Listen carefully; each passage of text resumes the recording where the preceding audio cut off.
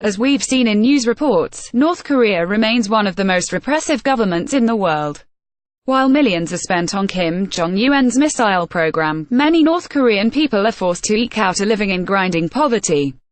To make things worse, North Korean kids are also subjected to grave injustices, including backbreaking manual labor. The enforcers of these shocking practices are the government, military, and surprisingly, elementary schools. When the international organization Human Rights Watch approached North Korea on the matter, the reclusive country said that 70 years ago, it abolished child labor by law. However, based on interviews with those who have fled the country, the organization concluded North Korea continues to extract forced labor from children and students.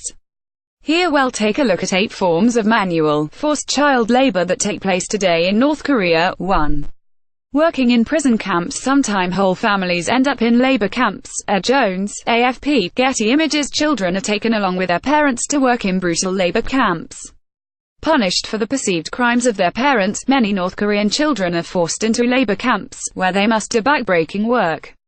These are intended as one-way trips, since the entire family is viewed as politically irredeemable and therefore can be abused, starved, and ultimately worked to death, said Human Rights Watch ASEAS Deputy Director Phil Robertson. Adults and children alike in these camps work in forests, mines and factories where injuries are rampant due to lack of safety measures. Children in these camps are physically abused, deprived of all but the most rudimentary education, and forced to work in dangerous and sometimes deadly conditions, Robertson said. Next, laboring at a luxury resort under deadly conditions too. Clearing snow with pickaxes. The elite ski thanks to thousands of young laborers. Jones, AFP, Getty Images kids cleared snow with pickaxes and sticks in blizzard conditions at a state-run ski resort. With its reputation for being a country where the majority of people live in poverty, you might be surprised to hear North Korea even has a ski resort. Yet a 3-hour drive east of the capital Pyongyang is a 10-slope, luxury destination called Mashik-ryong. North Korea's elite visit this resort for winter getaways. At any given time, laborers can be seen handling the daunting task of clearing snow from nearby roads for the approaching cars. An NBC reporter who visited the resort noticed that among the laborers were teenagers and children who looked to be 11 or 12 years old.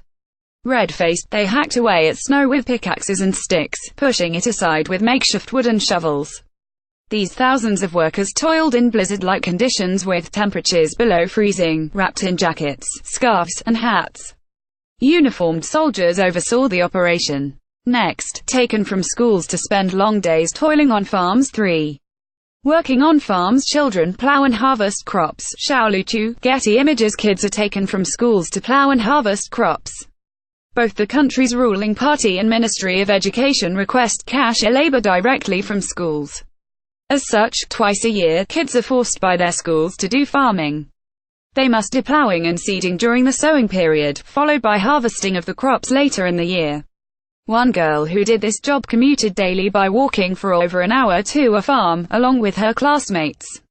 She said she was never paid for the work. The only students not forced into manual labor are reportedly those with money and connections. Rather than performing labor, these children receive special lessons in English, math, and science. Next, chain gangs on the railroad. 4. Repairing railways. Backbreaking labor is the norm for some North Korean kids. Jones, AFP, Getty Images kids work on railway tracks with hammers.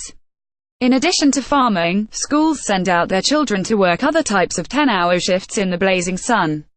Some load heavy rocks into sacks and carry them, while others repair railway tracks with hammers.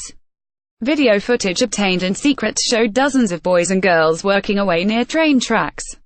One sad-looking 8 or 9-year-old boy in a blue England soccer shirt was ordered to break rocks near a cliff. Next, 9-year-olds hauling logs. 5. Hauling logs. None can rest until they're all done. Jones, AFP, Getty Images. Until each group member hauls their quota, none can rest. One man named Kang Chol Hwan went on to write a memoir about his time in a North Korean labor camp back when he was a child.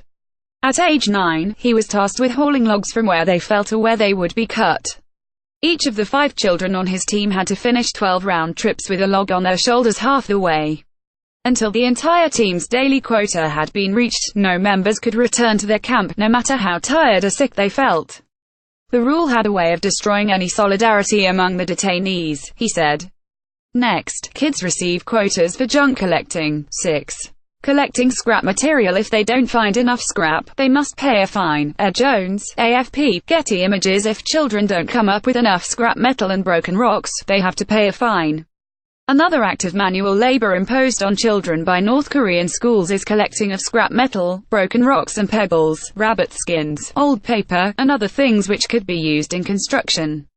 When kids aren't able to come up with enough items to meet the imposed quota, they are required to pay cash instead. The materials collected are either used or sold by the schools.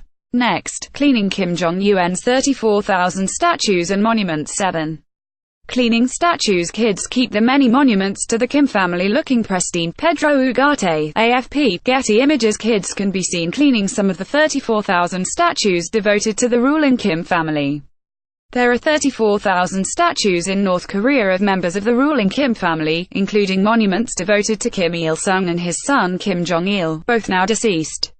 North Korean schools will often require kids to spend a good part of their day working on beautification projects in public areas. This includes cleaning monuments and statues.